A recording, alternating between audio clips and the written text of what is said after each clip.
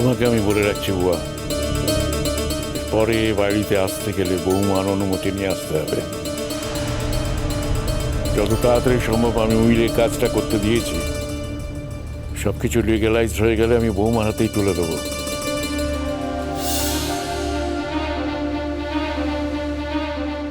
এবারই বৌমার নামেই হবে।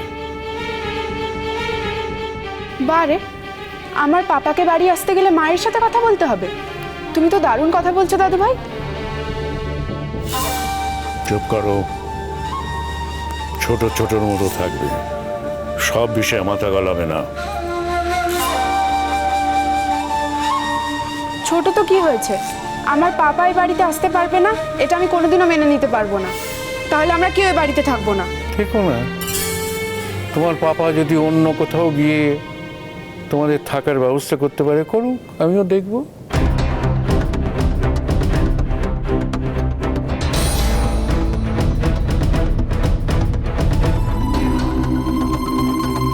দাদু ভাইয়ের মুখে মুখে তর্ক করতে নিবা। তোমার যখন মনে হয় আমায় ফোন করবে, কেমন? মা, এবার আমি উঠবো।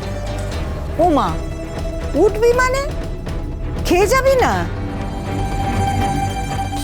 ও বৌমা, কি খাবার দিলে গো? পাউরুটি, ডিম সেদ্ধ আর মিষ্টি দিয়েছি। ও সে কি, একটু চারটি ভাত করে দিতে পারলে না গো? আগাম না জানা থাকলে আমি ভাত রান্না করতে পারবো না। আমি তো মেশিন নই, আর ম্যাজিকও জানি না। যদি ভাত খেতে হয় অপেক্ষা করতে হবে, 2 মিনিটে তো আর ভাত করে দিতে পারবো না মা। মা, ইটস অল রাইট, আমি এখন খাবো না। তুই না খেয়ে এসেছিস, তুই না খেয়ে এখন অফিস যাবি? বলি মা হয়ে তো এটা আমি সহ্য করব না। এই বাড়ি থেকে বেরোনোর সময় তোমাকে তো কোনোদিন না খাইয়ে ছাড়া হয়নি। আর যাদের তুমি উপকার করতে গেলে সেই তারা তোমাকে না খাইয়ে পাঠিয়ে দিলে বাড়িতে। না, আসলে আমি এই বাড়িতে আসছি তো, আমি জানতাম মা জোর করবে, সেই কারণে। তাহলে তুই না খেয়ে যাচ্ছিস কেন? আমার ভালো লাগছে না মা। সত্যি তো, কি করে খাবে বলো দেখিনি? সবাই মিলে যদি এরকম অশান্তি করে, ছেলেটা খেতে পারে? বলে বৌমা, তোমারও তো স্বামী, তুমি একবার মুখ ফুটে বলতে পারছো না খাবার কথা? নাকি আমার ঘাড়ে সব দায়িত্ব চাপিয়ে দিয়ে তুমি নিশ্চিন্ত হয়ে বসে আছো?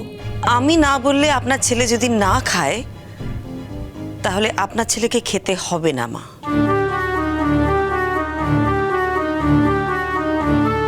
কারণ আপনার ছেলেকে খাবার জন্যে আমি মোটেই জোর করব না। আর শাড়িটা যে আমি নেব না সেটা আমি গতকালই বলে দিয়েছিলাম। আপনি দয়া করে শাড়িটা ফেরত দিয়ে দিন। যদি রাখেন নিজের দায়িত্বে রাখবেন, তবে রংচঙে শাড়ি আপনি রেখে কি করবেন? আমি তোকে বলেইছিলাম ওই শাড়িটা জুনকে দিয়ে দেওয়ার জন্যে। আপনি শাড়িটা ফেরত দিয়ে দিন। এই কি অনাছিষ্টির কথা বলো দেখিনি? বৎসরকার দিনে ছেলেটা একটা শাড়ি তোমাকে দিতে এসছে, এত জেদ কিন্তু ভালো নয়, বুঝেছো বৌমা? আমার তো অনেক কিছুই খারাপ মা, সেই জন্যই তার ফল হাড়ে হাড়ে পাচ্ছি। আর নতুন করে খারাপ কিছু হবার নেই, আর ভালোর প্রত্যাশা আমি একেবারে করি না।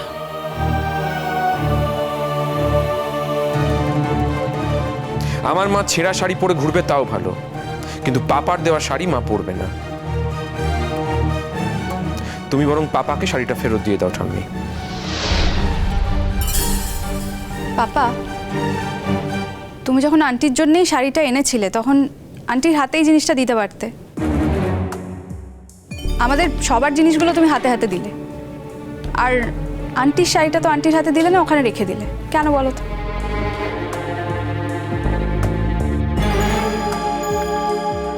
দেখো অঙ্কিতা, মা কি কোনো নর্মাল কথা বলার অবস্থায় আছে এখন? মা তো পাপার সঙ্গে কথাই বলছে না।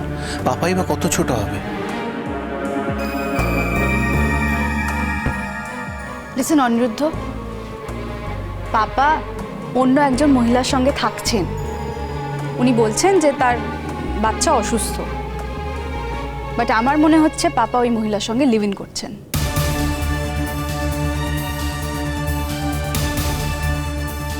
আর আমার মনে হয় আন্টিও ঠিক সেটাই ভাবছে। সো এই সিচুয়েশনে পাপা আন্টির জন্য যে শাড়িটা এনেছে সেই শাড়িটা কি আন্টির নেওয়া উচিত?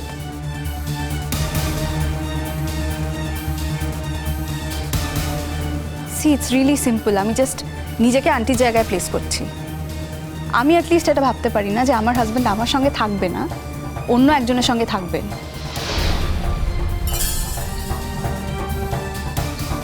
এটা I can't accept it. I am really sorry papa, I am sorry. তোমার এই অ্যাকশনসগুলো আমি অ্যাপ্রুভ করতে পারছি না। রিয়েলি সরি পাপা।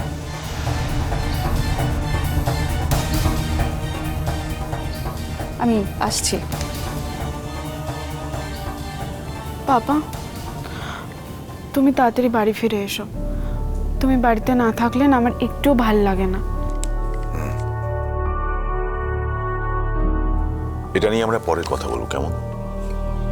যেদিন আমরা বাইরে যাব সেদিন। অলরাইট? শোনো পাপা, আমি তোমায় আটকাতে পারবো না। এই বাড়িতে তোমার আসা যাওয়া চলবে সেটা আমি জানি। দাদুভাই যতই বলুক যে এই বাড়িটা কোনোদিন মায়ের নামে লিখে দেবে, কিন্তু আমি জানি আমার মা এই বাড়িটা কোনোদিন নেবে না। কোনোদিন মা এই বাড়ির ওপর নিজের অধিকার ফলাবে না। কিন্তু যার জন্য দিনের পর দিন তুমি এই বাড়ির বাইরে আছো, তাকে এই ঘটনার জন্য দাম দিতে হবে। আর আমি চ্যালেঞ্জ করছি, কিভাবে যে দাম দিতে হবে সেটা তুমি কল্পনাও করতে পারছো না পাপা। কি করবি তুই? গুন্ডামি করবি? বিশাল বড় গুন্ডা হয়েছিস? হ্যাঁ তাই, তুমি যদি সেরকম মনে করো তবে তাই। আমি কিন্তু অত্যন্ত অসভ্য ছেলে পাপা। গুন্ডামি? হ্যাঁ, দরকার হলে গুন্ডামি করব। আর আমি যে দরকার হলে গুন্ডামি করতে পারি সেটা তুমি খুব ভালো করে জানো। যে মহিলার জন্য আমার মায়ের সুখ, শান্তি, নিরাপত্তা সমস্ত কিছু চলে গিয়েছে, আমাদের গোটা ফ্যামিলি স্ট্রাকচারটা তছনছ হয়ে গিয়েছে, তাকে আমি কিন্তু স্পেয়ার করব না পাপা। আর মহিলাকে সাবধানে থাকতে বলো। আর কি শুনলাম টাকা পাঠিয়েছো? আমার জন্য টাকা এনেছো, তাই না? ওটা কার কাছে আছে? ওই দেখো, বাবাকে মুখ করছিস, আবার টাকাও নিবি। তোদের মতি গতি তো বাবা কিচ্ছু বুঝতে পারি না কো। ভুল করলে, ভুল বুঝলে আমায় ঠাম্মি। তোমায় আরেকবার বলছি পাপা, আমাকে ভবিষ্যতে কোনো টাকা দেওয়ার সাহস যেন তোমার না হয়।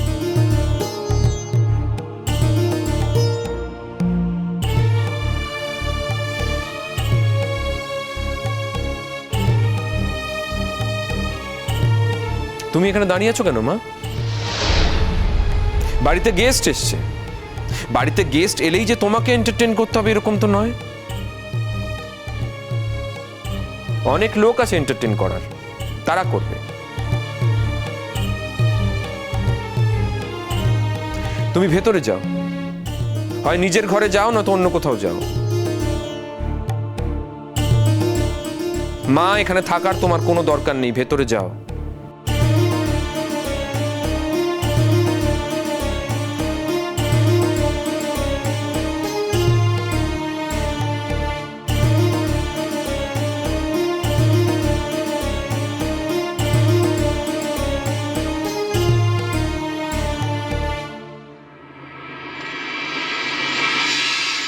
বৌদি, তুমি কালকে সারা রাত জেগে কাজ করেছো?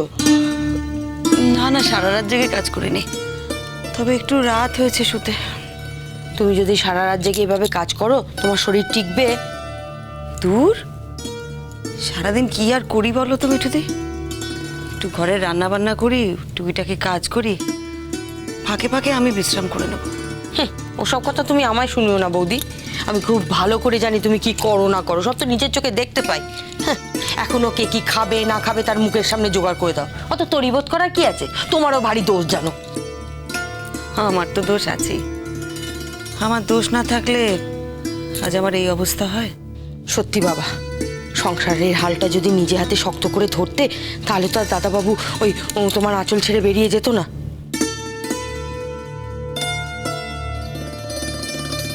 মিঠুদি, তোমার সাথে আমি অনেক কথা আলোচনা করি। তুমি একটা মেয়ে, আমিও একটা মেয়ে, সেই জায়গা থেকে আমি তোমাকে সম্মান করি। কিন্তু তোমাকে একটা অনুরোধ করব, এমন কোনো কথা তুমি আমার সাথে আলোচনা করো না যে কথাগুলো শুনলে আমার বুকের ভেতর থেকে রক্ত ঝরে। দেখো, আমি যে হেরে গেছি সেটা আমি তো খুব ভালো করে জানি, আর সেটা আমার দোষেই হেরেছি।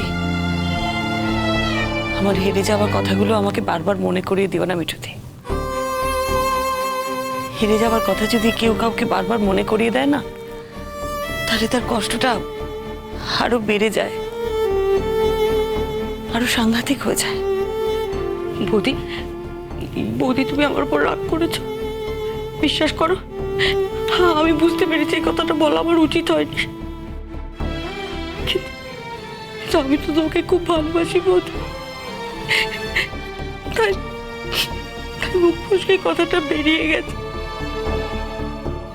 তুমি তো তোমার থেকে কোনোদিন আমাকে আলাদা করে দেখোনি, আমি তো তোমাকে বড় দিদির মতো ভালোবাসি, তাই কথাটা বলেছি। বৌদি, আমার অন্যায় হয়ে গেছে, আমি আর কোনোদিন বলবো না এমন কথা, কোনোদিন না। ঠিক আছে, ঠিক আছে। তাই এখানে বসে আছো, কাজকর্ম সব হয়ে গেছে? হ্যাঁ, সব কাজকর্ম হয়ে গেছে, শুধু চাটা করলেই হয়ে যাবে। ওই বুড়ো বুড়ি ঘুম থেকে উঠলেই চাটা। বুড়ো বুড়ি? বুড়ো বুড়ি আবার কি? তোমার শ্বশুরমশাইকে তো আমি বাবা বলেই ডাকি, খুব ভালোবাসি। ওই মুখ ফসকে না বুড়োটা বেরিয়ে গেছে। কিন্তু তোমার শাশুড়িকে আমি একদম পছন্দ করি না, আমাকে খুব মুখ করে আর কুটকাচালি করে। তোমার শাশুড়ি না তোমার বরের মাথাটা বিগড়েছে, ভুল হয়ে গেছে, বলবো না, আর বলবো না।